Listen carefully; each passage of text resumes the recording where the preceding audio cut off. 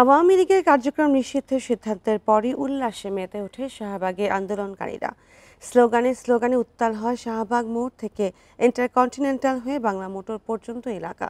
সরকারের সিদ্ধান্তকে সাধুবাদ জানিয়ে এনসিপি ও জামায়াতের নেতাকর্মীরা বলেন, 18 কোটি দেশবাসীর প্রাণের দাবি আংশিক বাস্তবায়ন হয়েছে। দ্রুতই জুলাই সনদ প্রকাশের দাবি জানান তারা। বান্ডেল থাকলে প্রতি সেনমানিতে টাকা বাঁচবে। বিকাশ সেনমানি বান্ডেল কিনে জিতুন প্রতি লেনদেনে।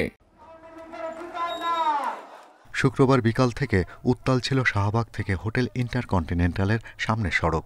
আওয়ামী লীগ নিষিদ্ধ সহ 3টি দাবিতে অবস্থান নেয় এনসিপি, জামাত, ইসলামিক ছাত্র শিবির, হেফাজতে ইসলাম সহ বেশ কিছু ইসলামিক দল।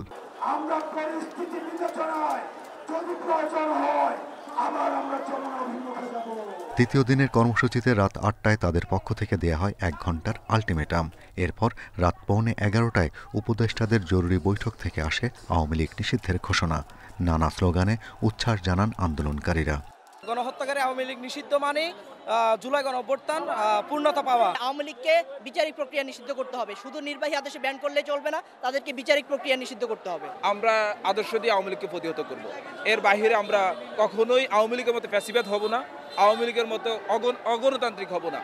আওয়ামী লীগ নিষিদ্ধের সিদ্ধান্ত প্রজ্ঞাপন আকারে প্রকাশ না হওয়া পর্যন্ত দাবি আদায়ের সংগ্রাম চলবে জানালেন এনসিপি নেতা। আর আগামীতে অন্য কোনো দল যেন ফ্যাসিবাদী আচরণ না করতে পারে এমন বন্দোবস্তের আশা করেন তারা।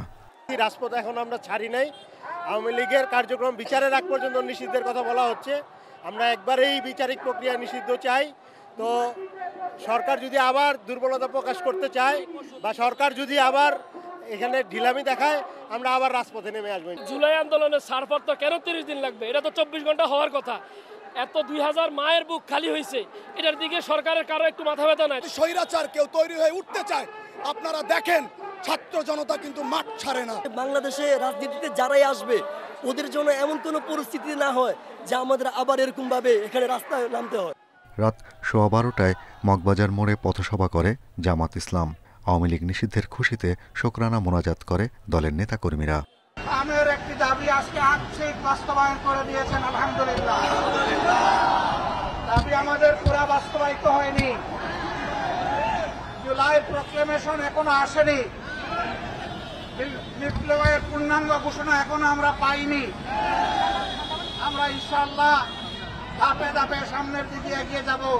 আওয়ামী লীগ নিষিদ্ধের সরকারি সিদ্ধান্ত নিয়ে দলীয়ভাবে আনুষ্ঠানিক বক্তব্য দেওয়ার আগ পর্যন্ত নেতাকর্মীদের শাহবাগে অবস্থান করতে বলেছেন এনসিপি নেতা হাসনাত আবদুল্লাহ। Shahriar Anirban, Independent News, Dhaka.